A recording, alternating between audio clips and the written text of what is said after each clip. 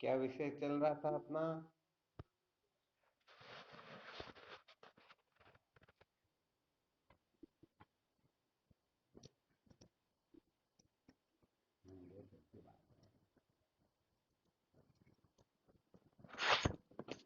अपना मुख्य विषय चल रहा था, संसार को बनाए रखकर कभी भी सत्य का साक्षात्कार नहीं किया जा सकता। इस रहस्य को अच्छी तरह से समझने के लिए चित्त शुद्धि का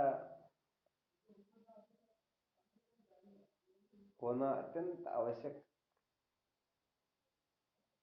और चित्त शुद्धि के लिए क्या क्या शर्तें होती हैं, क्या क्या करना होता है, तो इसके बारे में चर्चा चल रही थी। कल सुनाया था काम के बारे में।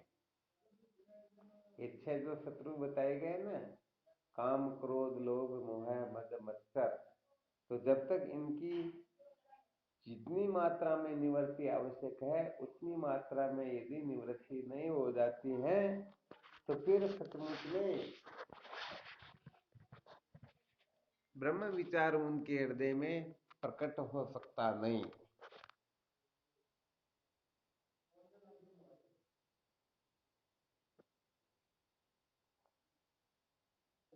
तो चलो, इसमें यदि किसी को कोई संशय हो तो देख लो।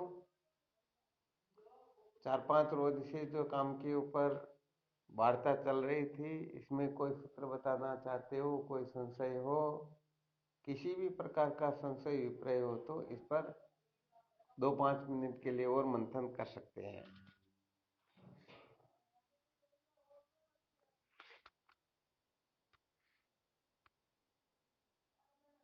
कोई शंका नहीं?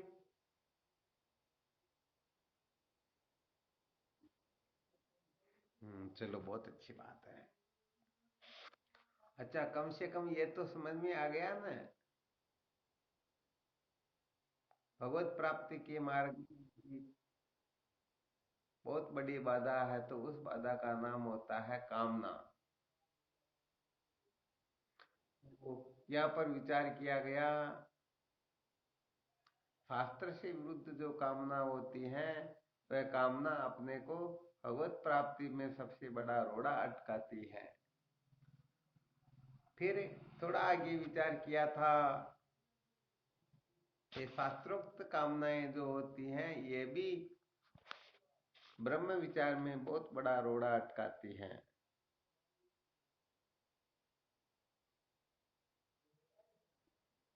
हाँ, यहाँ पर धर्मशास्त्र जो कहते हैं ना, उसी को यदि अपने जीवन का लक्ष्य बना लें तो फिर ब्रह्म विचार सचमुच में प्रकट हो सकता ही नहीं। तो कामनाएं कैसी भी क्यों न हो, बंधन ही करती हैं। अतः कामनाओं कामनाओं का तो निशेष रूप से निवृत्त होना आवश्यक ही होता है।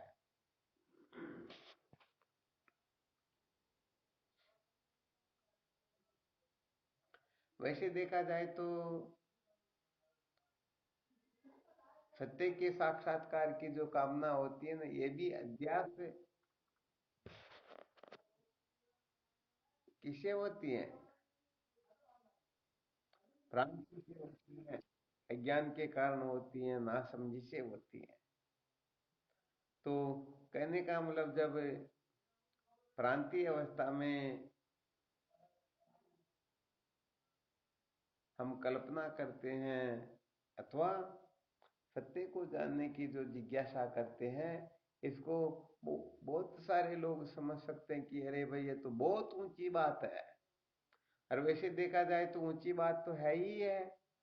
जो संसार के पामर पुरुष पता नहीं शास्त्रोक्त रीति से उल्टे चल करके नीच से नीच कर्म कर रहे हैं, उनसे तो ये तत्व जिज्ञासा बहुत ऊंची है या नहीं है?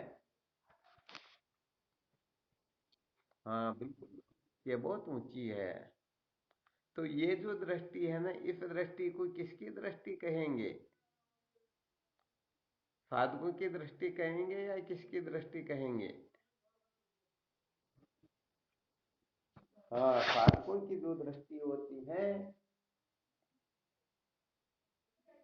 उसके अंतर्गत पामर पुरुष जो कुछ कर रहे हैं और वह जो कुछ कर रहे हैं उसमें रात और दिन का अंतर होता है। कहने का मतलब वो सबसे निकृष्ट होते हैं और वो श्रेष्ठ होते हैं।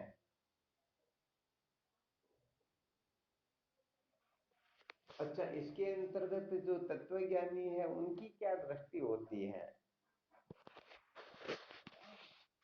साधुओं की दृष्टि में तो बता ही दिया,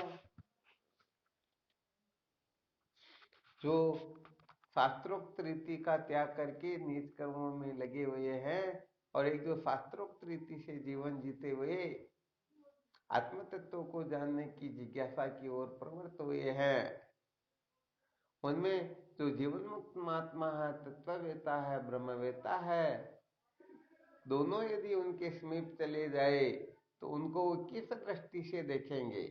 एक को श्रेष्ठ, दूसरे को निकृष्ट, अथवा एक को यही, दूसरे को उपादेय, एक को अपना, दूसरे को पराया, ऐसा कुछ न कुछ तो उनके भी होगा ना। वो किस दृष्टि से देखेंगे?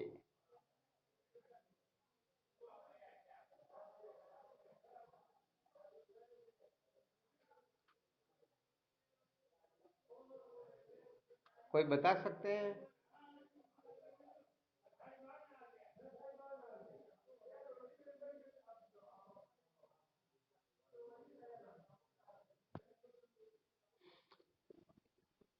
हाँ शिवम बोलो।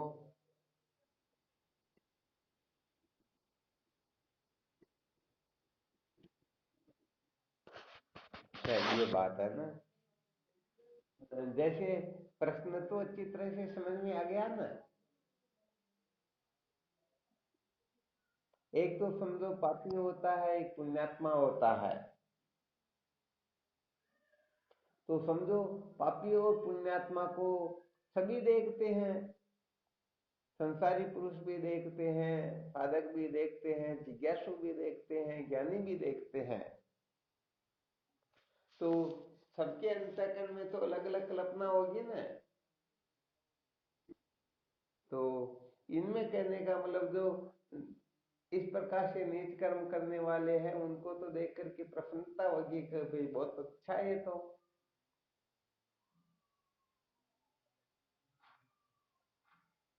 परंतु साधक है, साधक जो देखेगा तो उसकी क्या दृष्टि बनेगी? साधक एक को पापी दूसरे को पुण्यात्मा समझेगा या नहीं समझेगा? और समझेगा तभी तो वो कहने का मतलब वो उससे बच सकेगा और उस प्रकार से जीवन बनाने की चेष्टा करेगा। अच्छा, जिज्ञासु की क्या दृष्टि होगी?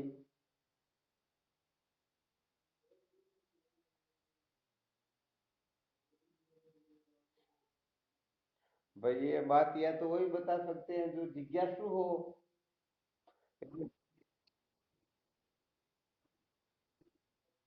जिज्ञासु की आत्मदृष्टि का मतलब वो उनको पापी पुण्यात्मा को आत्मरूप समझेंगे या?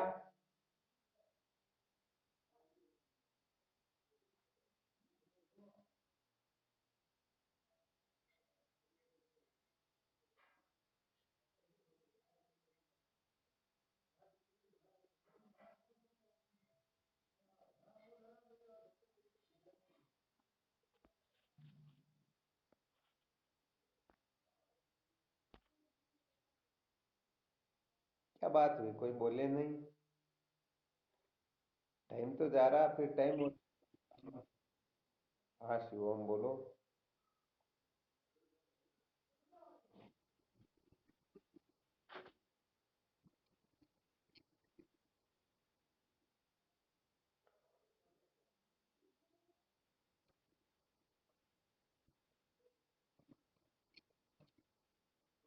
हाँ, ये तो भगत की दृष्टि होती है।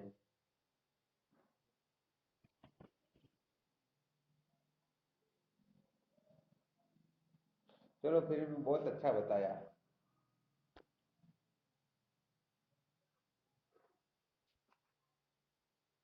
या जिज्ञासु की दृष्टि से तात्पर्य समझ लेना अच्छी तरह से।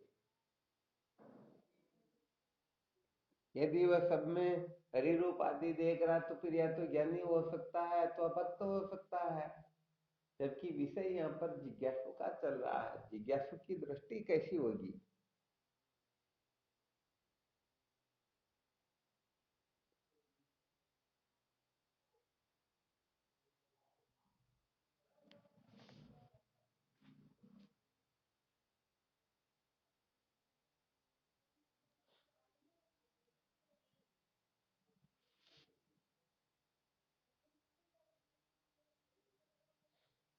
क्या बात है? अच्छा, और भी तो अच्छे अच्छे साधक जुड़े हुए, वो भी तो कुछ ना कुछ विचार रखते होंगे। क्योंकि जो जिज्ञासु है तो इसका मतलब वो तो वर्तमान में वो उस प्रकार का जीवन जी रहा है, उसको बताने में टाइम थोड़े लगता क्या। और यदि नहीं बता पा रहे तो इसका मतलब अभी तक सच्चे जिज्ञासु है नहीं।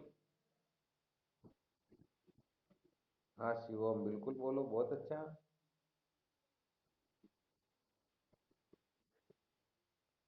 हे भी होगी और उपादेय भी होगी। हाँ बिल्कुल गलत हो गया। अच्छा, थोड़ा संकेत करके बताओ कैसे होगी हे और उपादेय दोनों दृष्टि?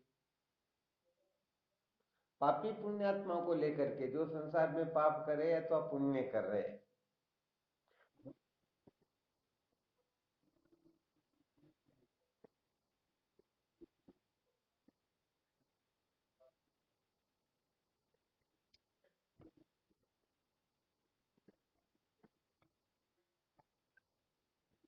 अच्छा, विचार करके देखो, जैसे जो 8वीं कक्षा उत्तीर्ण हो गया, वो 5वीं कक्षा, जो 8वीं कक्षा उत्तीर्ण हो गया वह फिर 5वीं कक्षा वाले से प्रेम करे तो उसका प्रयोजन क्या?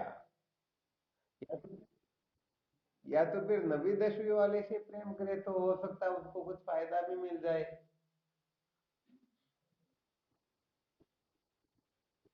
कैसे हुई?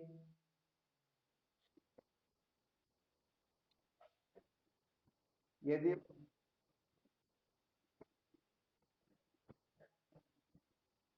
विद्वान का यहाँ प्रश्न ही नहीं, यहाँ पर तो पापी पुण्यात्मा का प्रसंग चल रहा है, और पापी से यदि घृणा करेगा तो फिर वह ब्रह्म विचार कब करेगा? वो तो फिर वही झगड़ा करके जेल में जाएगा ना। हाँ, तो जिज्ञासु की चर्चा चल रही है यहाँ पर। जिज्ञासु की को कैसी दृष्टि बनानी चाहिए पापी और पुण्यात्मा को देख करके?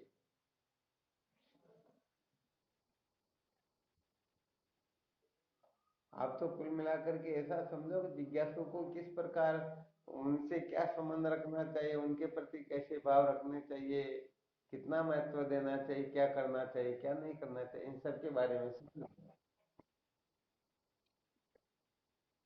पुण्यात्मा को महत्व देगा तो फिर वो भी तो पुण्य करने में लगेगा ना। उसको स्वर्ग जाना क्या?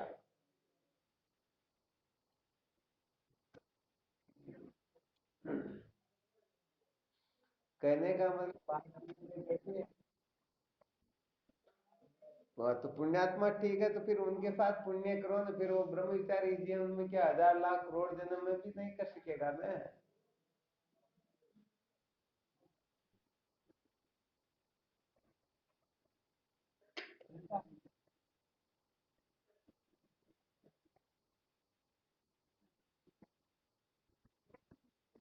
यहाँ पर जिज्ञासु का मतलब क्या? जिज्ञासु और किसी को जिज्ञासु कह देते क्या? अरे, यहाँ पर जिज्ञासु जो कहने का मतलब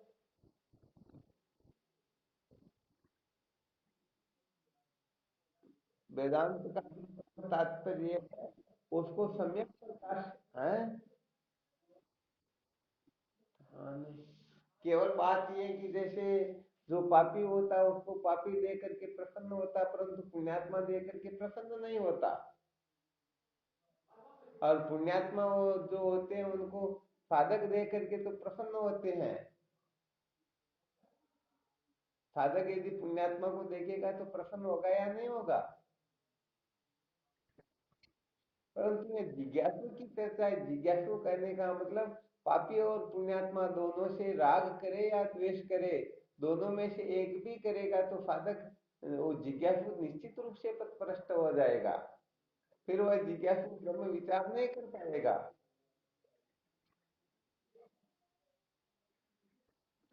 हाँ शिवम बोलो।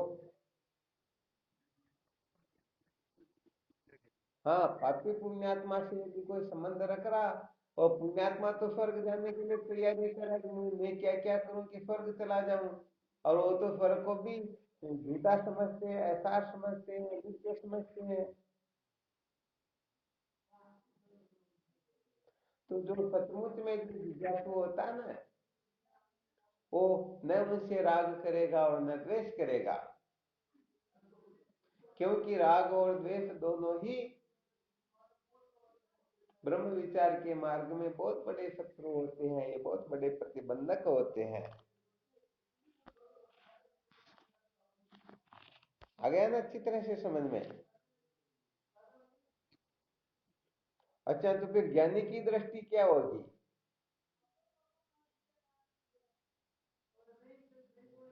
तो वैसे देखा जाए जिज्ञासु की दृष्टि में भी गड़बड़ घोटाला हो रहा, तो ज्ञानी की दृष्टि की हम कहेंगे तो भी कल्पना ही हो रही, वास्तव में समझ में तो आएगा नहीं।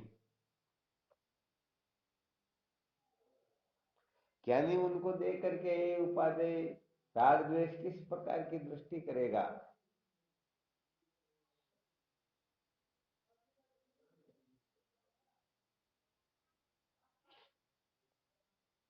चलो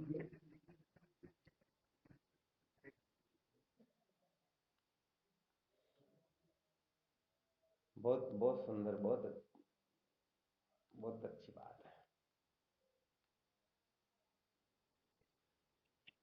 हाँ शिवम बोलो।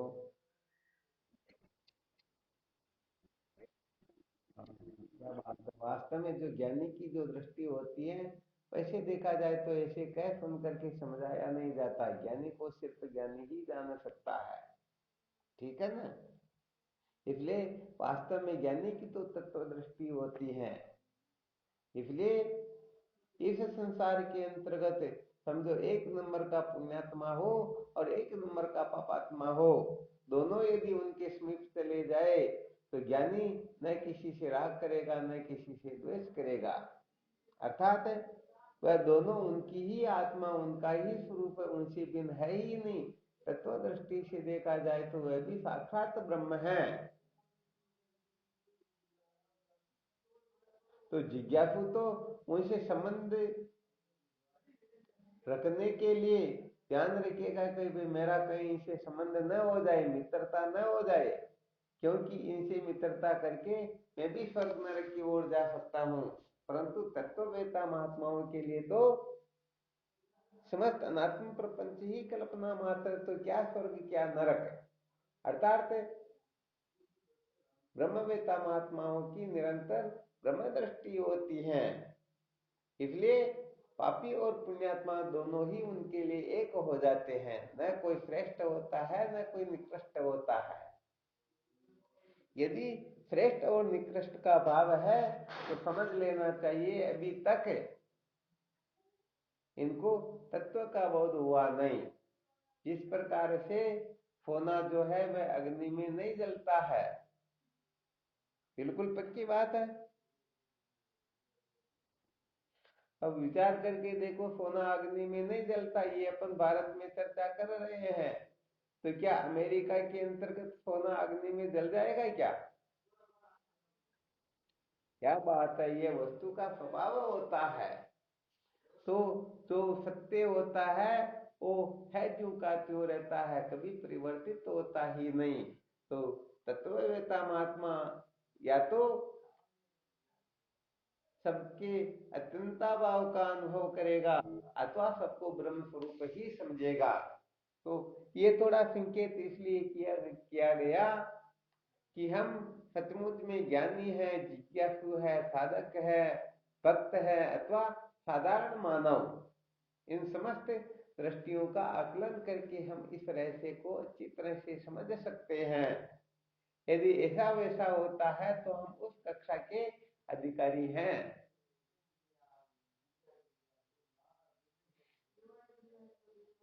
तो साधक जो होता है वो पापात्मा से बच करके पुण्यात्मा का संग करना चाहता है, परंतु जिज्ञासु उन दोनों से ही कोई उनका लेना देना है ही नहीं। परंतु ज्ञानी तो समस्त विश्व को अपना ही स्वरूप समझता है। अर्थात ये आत्म तत्व जो है न तो पाप से पवित्र होता है न पुण्य से पवित्र होता है, ध्यान रखना अच्छी तरह से। तो ये पापी पुण्यात्मा की दृष्टि जो है ये जगत के लोगों की व्यवहारिक सत्ता को लेकर होता है। तत्ववेता महात्मा जो है उनकी निरंतर भगवत दृष्टि होती है, निरंतर ब्रह्म दृष्टि होती है। ब्रह्म के अतिरिक्त वो किसी की सत्ता स्वीकृत करते ही नहीं। अर्थात जो कुछ है सब ब्रह्म ही है, ब्रह्म के सिवाय कुछ है ही नहीं। हालांकि यहाँ पर इस जगह पर अनेक प्रकार के तर्क वितर्क हो सकते हैं, परंतु सत्य कहें तो एक बड़ा विलक्षण संकेत कर देते हैं। एक प्रकार से समझो ब्रह्मास्त्र ही है। समस्त साधकों को इसका बहुत अच्छी तरह से ध्यान रखना है। तो ब्रह्मास्त्र क्या है? जब तक सिद्धांत समझ में नहीं आता है तब तक अनेक प्रकार की शंकाएं होती हैं, और सिद्धांत समझ में आ जाए तो कहते द्वैतम न विद्यते, किसी प्रकार का द्वैत शेष रहता ही नहीं। शायद थोड़ा बहुत संकेत अच्छी तरह से समझ में आया होगा।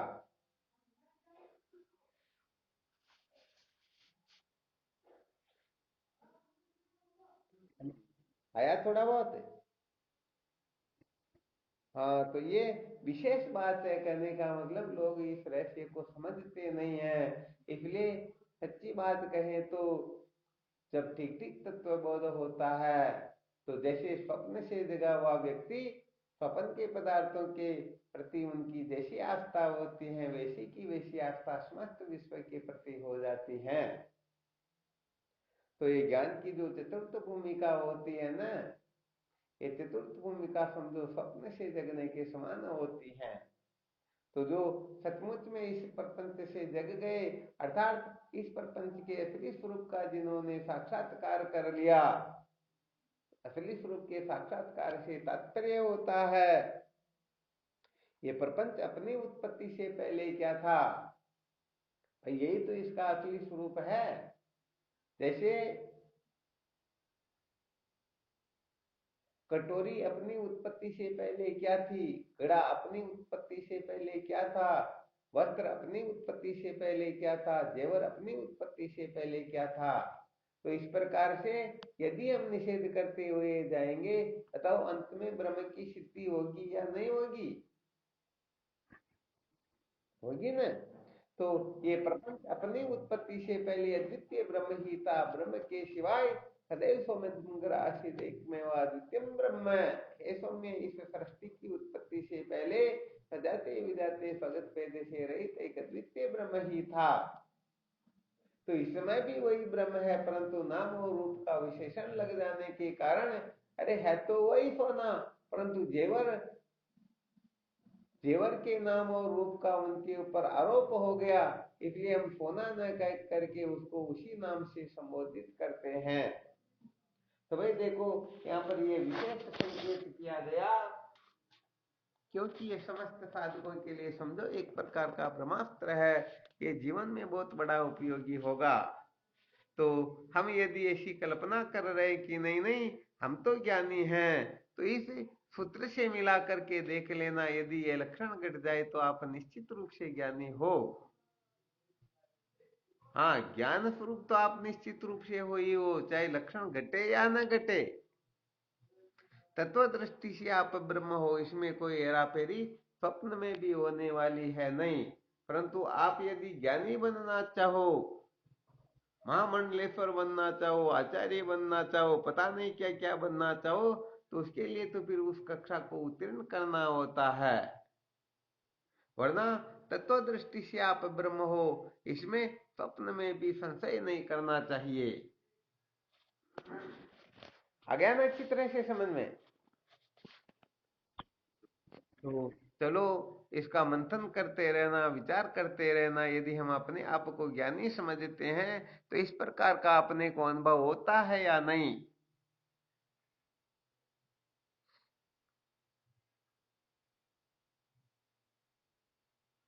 हाँ, थोड़ी बात है, थोड़ी विशेष मजबूत बात है।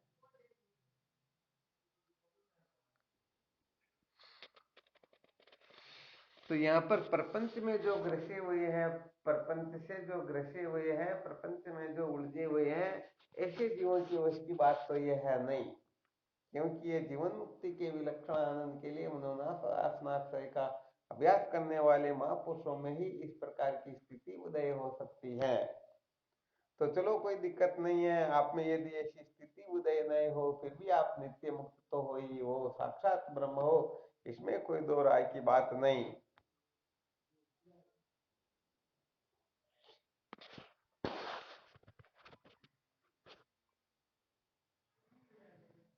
ये कहने का मतलब वासुदेव सर्वम जो स्थिति होती है ना, ब्रह्म एवेदम सर्वम, आत्मा एवेदम सर्वम, सब ब्रह्म स्वरूप है, सब आत्मा स्वरूप है, ईश्वर के सिवाय और कोई वस्तु है ही नहीं। ये कहने में तो बहुत सरल लगती है, परंतु जब इसका विवेचन किया जाता है, इसके रहस्य को समझा जाता है, तो बड़ा गड़बड़ घोटाला होता है, बड़ा अटपटा लगता है।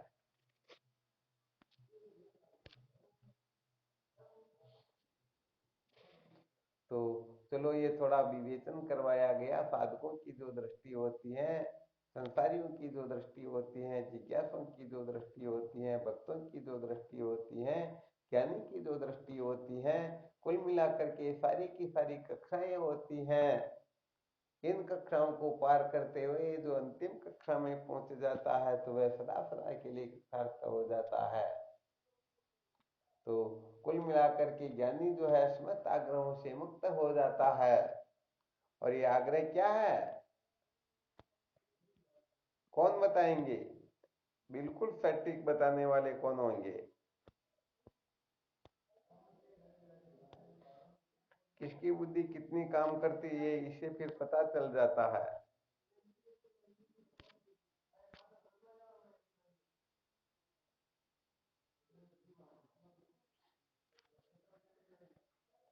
अरे भाई, इतना टाइम कैसे लग गया?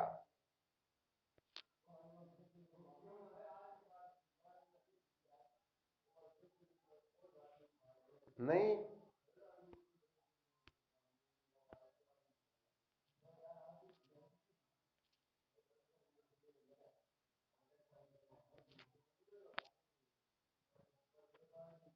अच्छा, कुछ जवाब तो दे दो, समझ में नहीं आ रहा हो तो भी कोई दिक्कत नहीं।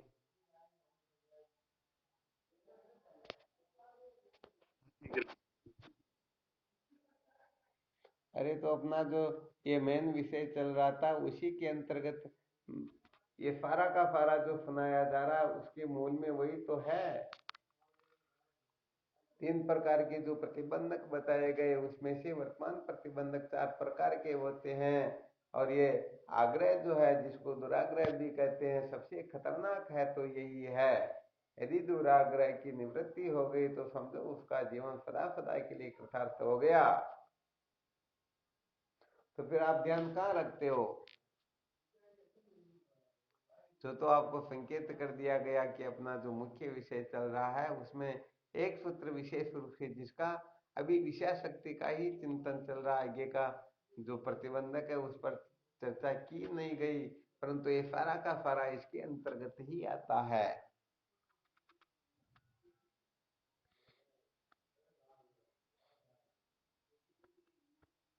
हाँ, कुल मिलाकर के सत्संग श्रवण करते समय एकाग्रता की, अंतर्मुखता की, हाँ, श्रद्धा आदि की सबकी अत्यंत आवश्यकता होती है। सठ संपत्ति से युक्त होकर जो साधक सत्संग का श्रवण मनन करते हैं, निश्चित रूप से वह कृतार्थ हो ही जाते हैं। तो ज्ञानी जो होता है, जो समस्त आग्रहों से मुक्त हो गया हो, उसी का नाम ज्ञानी होता है। और जीवन में किसी भी प्रकार का आग्रह बैठा हुआ हो तो समझ लेना चाहिए वह सचमुच में ज्ञानी है नहीं। अज्ञानी पने की कल्पना भले ही कर रहा हो, परंतु सचमुच में ज्ञानी है नहीं। तो बताओ बिल्कुल ठीक है या नहीं? ज्ञानी का किसी में आग्रह रहता है क्या? और जब तक आग्रह है तब तक ज्ञानी किस बात का?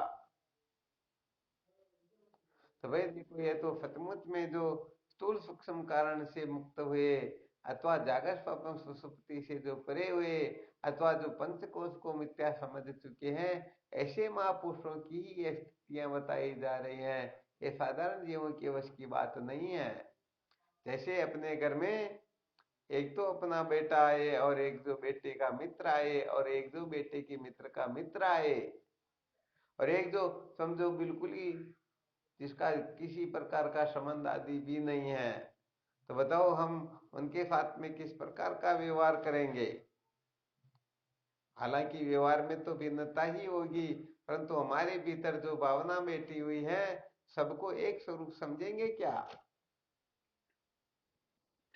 ये तो समझेंगे ना भाई, ये तो मेरा बेटा है और ये बेटे का दोस्त है, तो बेटे के प्रति जो भावना होगी वो उसके प्रति होगी नहीं। बस इसी को द्वैत भाव कहते हैं। तो कहने का मतलब, जब तक संसार से संबंध है, संसार में किसी भी देश से, काल से, वस्तु से हम चिपके हुए या हमारे कोई चिपके हुए हैं, तब तक कहने का मतलब ऐसी समझ थोड़ी दुर्लभ है, मुश्किल से जागृत होती है।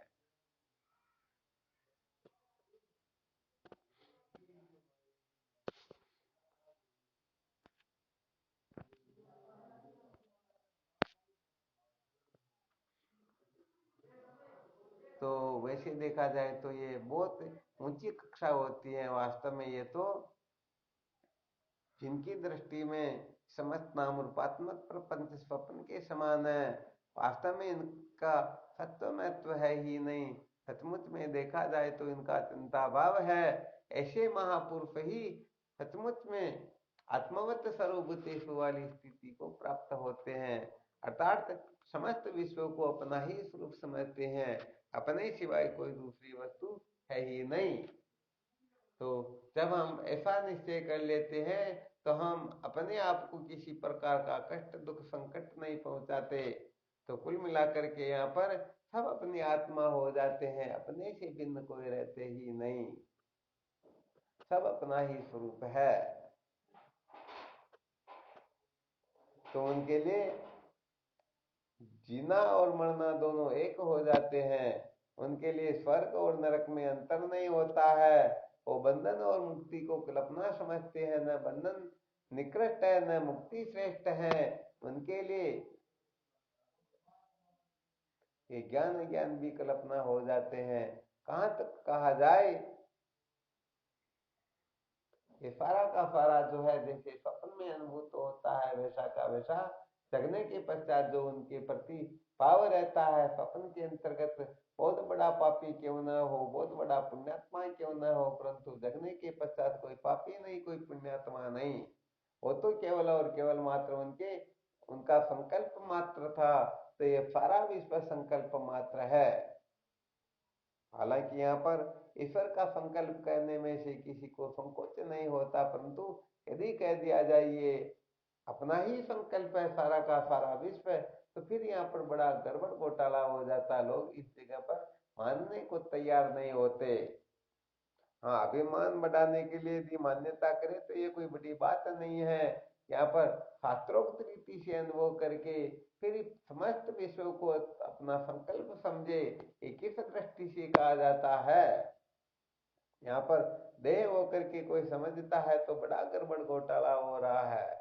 यदि जीव होकर के समझता है कि समस्त विश्व मेरा संकल्प है, तो समझो वहां पर भी पूरी की पूरी समझदारी है नहीं।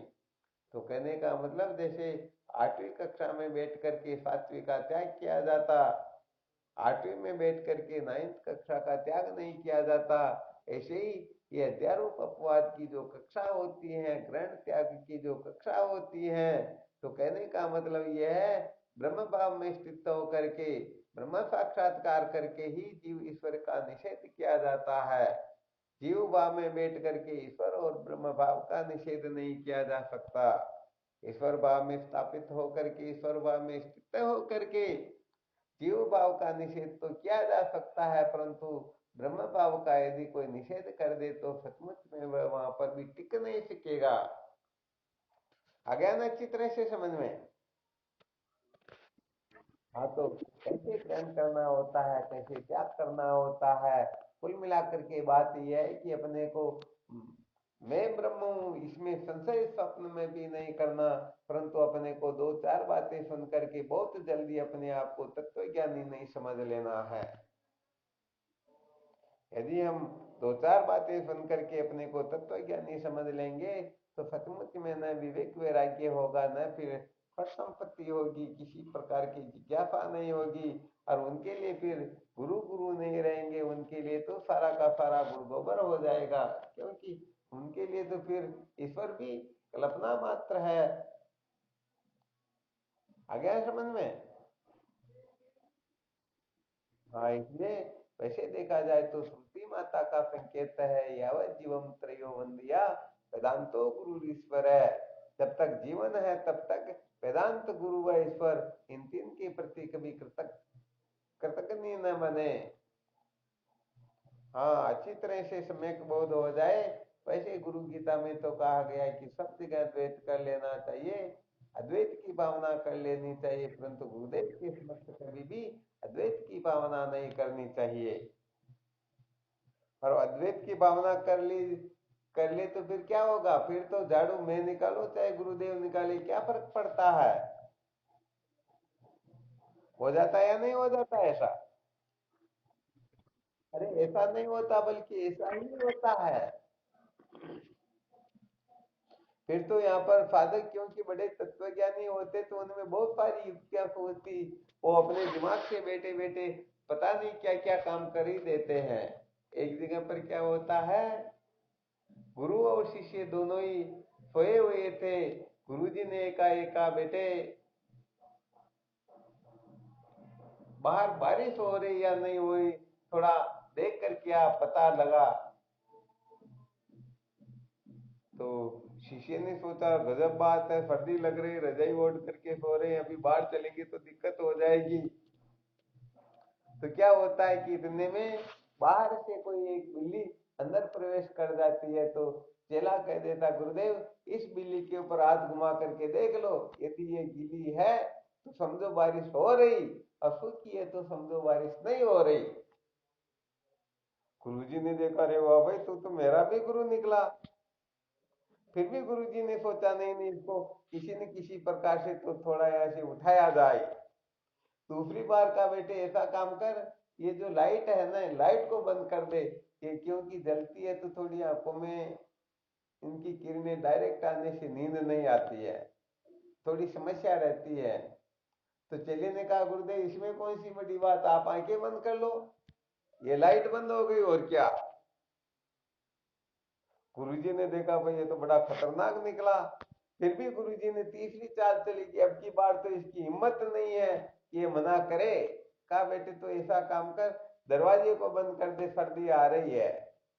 तो चेला वो भी कम थोड़े था, बड़ा तत्वज्ञानी था, वो गुरुजी से पीछे रहने वाला थोड़ी था। तो उसने कहा गुरुदेव दो काम मैंने किए, एक काम आप भी तो कर सकते हो ना। आ गया समझ में? हाँ, तो कुल मिला करके शास्त्रोक्त रीति से जो तत्व ज्ञान होता है वही सचमुच में जीवन धन्य बनाता है। बाकी अक्ल होशियारियां तो अनादिकाल से हम लगाते आ रहे हैं, इसका कोई औचित्य नहीं होता है, इसका कोई प्रयोजन होता ही नहीं। इसलिए किस किस जगह पर अपने को अक्ल होशियारी लगानी है और किस जगह पर नहीं लगानी, ये अच्छी तरह से ध्यान रखना चाहिए। और ध्यान रखेंगे तो समझो हम सचमुच में वो अपना कौन सा सिद्धांत चल रहा था, ध्यान में है किसी को?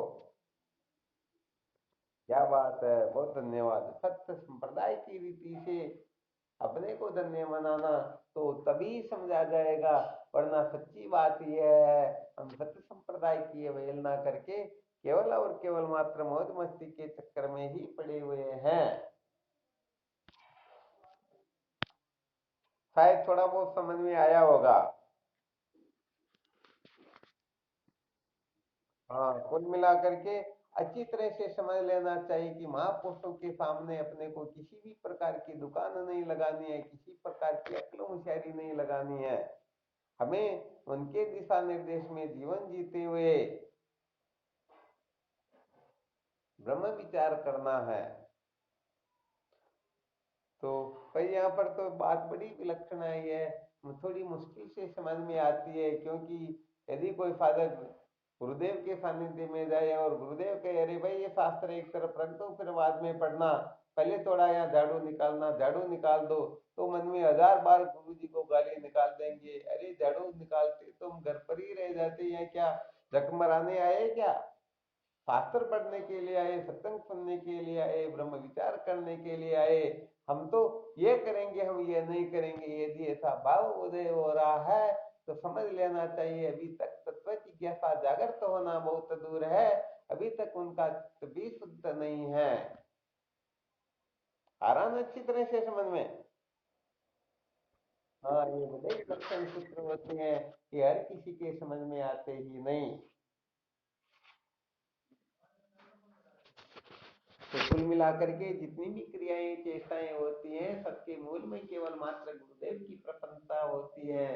तो गुरुदेव की जो प्रसन्नता होती है उनकी आज्ञा के पालन करने से ही समझो सारा काम ठीक हो जाता है। अब साधक समझता है कि नहीं नहीं ये काम श्रेष्ठ है, ये काम निकृष्ट है, जब इतना वो समझता है तो फिर गुरुदेव के शरण में जाने की जरूरत भी तो कहाँ पर है, वो तो गुरु का भी गुरु है ना। आराधन में। हाँ, ये बड़े विलक्षण सूत्र, ये तो सच्ची बात कहे तो जो सचमुच में सच्चे जिज्ञासु होते हैं ना वही इन रहस्य को समझ सकते हैं।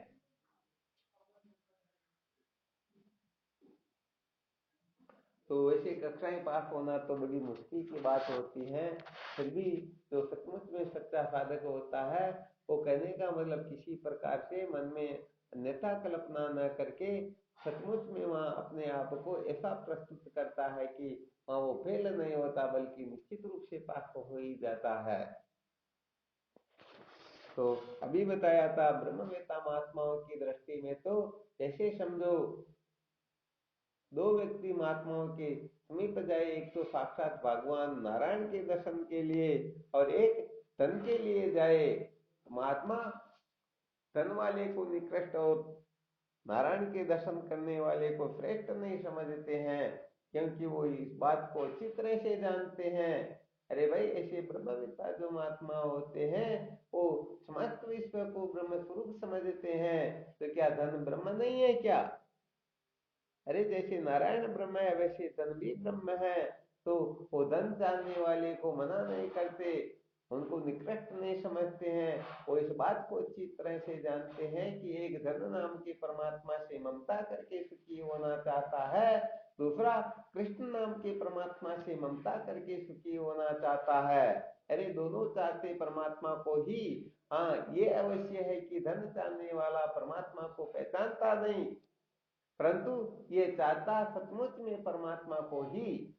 अरे वस्तु तो विषय भोग तो कोई चाहते ही नहीं संसार में, केवल मात्र सुख ही तो चाहते हैं।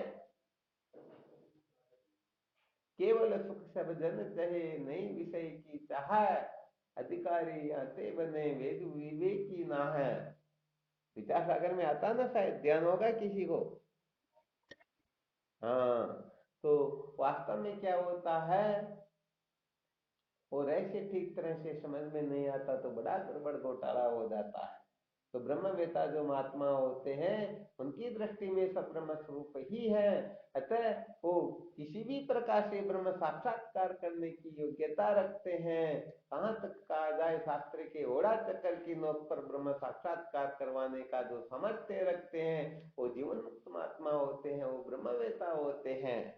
इसलिए ये संकेत किया गया अपनी जो दुकान लगाना होता है कि नहीं ऐसा पढ़ूं वैसा करूं, इसे ये श्रेष्ठ है ये निकृष्ट है, तो वह अभी सचमुच में गुरुदेव की शरणागत का अधिकारी नहीं है। अभी तो उसे संसार में थोड़े थपेड़े खाने चाहिए ताकि पता लग जाए कि वास्तव में जीवन का सार क्या है।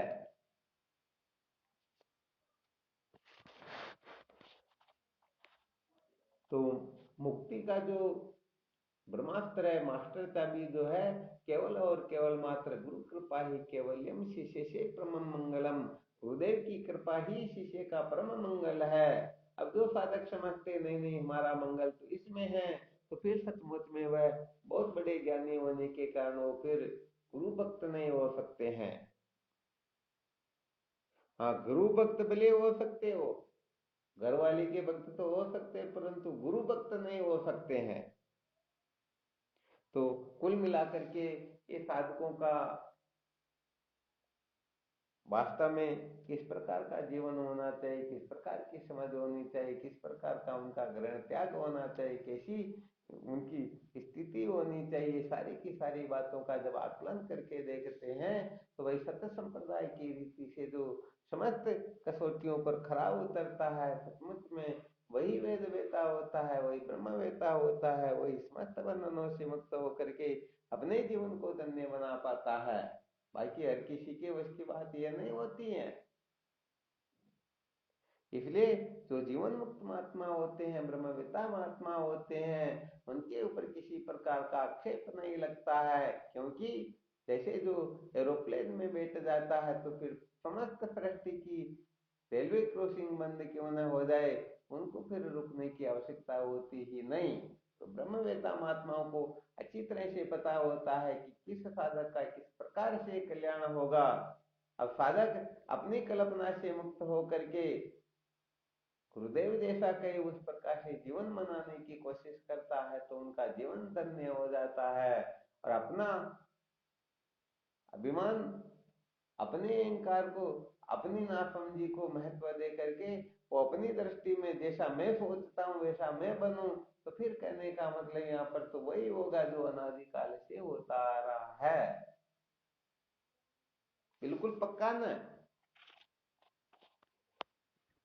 चलो ठीक, तो आज वैसे सुनाना तो था क्रोध के ऊपर विजय कैसे प्राप्त की जाती है, क्रोध का थोड़ा और वर्णन करके क्रोध पर विजय कैसे प्राप्त करनी होती है, क्रोध का कैसे त्याग किया जाता है, क्योंकि अभी अपना जो विषय चल रहा है चित्त शुद्धि का, अर्थात ये प्रतिबंधक जो है जीवन से कैसे निकले, क्योंकि प्रतिबंधकों की निवृत्ति हुए बिना किसी को ज्ञान होता ही नहीं। और जब तक प्रतिबंधकों की निवृत्ति नहीं होगी तब तक कहने का मतलब ये जीव दीनहीन बना रहेगा, भटकता ही रहेगा। तो थोड़ा प्रसंगवश आपको सुना दिया था साधकों की इनकी दृष्टि कैसे होती है, और जो सचमुच में उत्तम जिज्ञासु होता है वो किस प्रकार का होता है। तो भाई देखो, इस रहस्य को तो अच्छी तरह से समझने के लिए साधकों को सबसे पहले कम से कम 108 बार तो गुरु गीता का पाठ कर ही लेना चाहिए। और यदि ये अच्छी तरह से समझ में आ गया तो बाकी समझ में आने में टाइम लगेगा ही नहीं, क्योंकि समझो उनको एक प्रकार से मास्टर चाबी मिल गई है।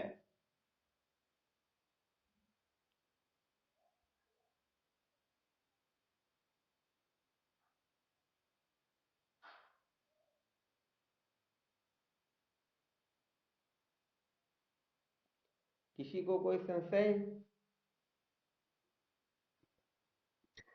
हाँ चलो, बहुत बहुत धन्यवाद, बहुत अच्छी बात है। क्योंकि सत्य को जानेंगे नहीं तो हम करेंगे क्या फिर।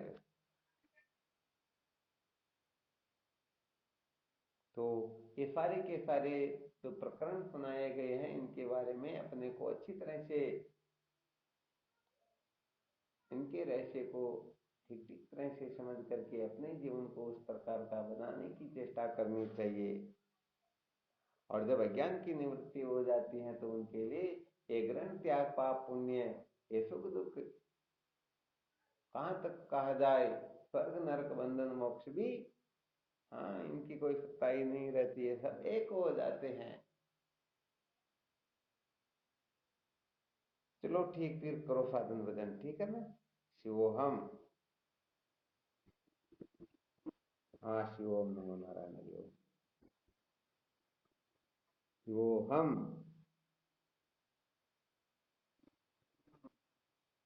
शिवोहम शिवोहम।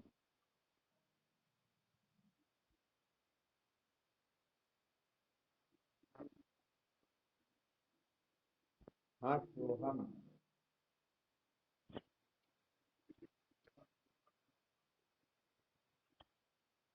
वो हम